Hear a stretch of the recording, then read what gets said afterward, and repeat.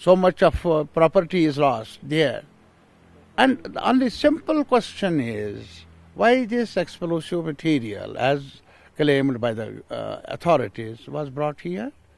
It could have been examined at the site where it was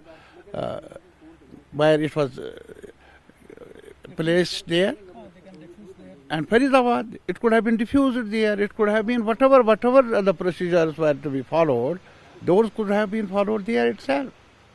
Magisterial intervention and all that was available. That could have been available. Or if sub-officials were to be brought to that site, they could have been. So this could have been avoided. This is a question which we ask the government to respond to. And in my view, all those who are responsible, whosoever is responsible, they must be made accountable for this huge loss of human lives and the property. And then not only that, but there has to be some element of accountability. Countrymen must understand that the terrorism, as I have put it earlier, has to be faced, has to be countered, has to be controlled, eliminated, and that can be, the experience tells us, not by violating the law, but promoting the law. Within the ambit of the law, lawlessness can be controlled, should be controlled, and that's possible.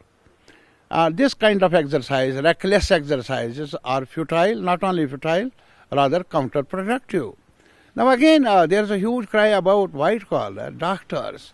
We have a history that our doctors have earned a good name at the national level as far as their efficiency is, capacity is concerned. So now it's not every doctor. Some elements going here and there are getting misled by the terrorist network which are operative elsewhere. So that does not mean whole community of doctors is to be blamed or harassed. You see, my point is, it is not the whole this community of doctors involved.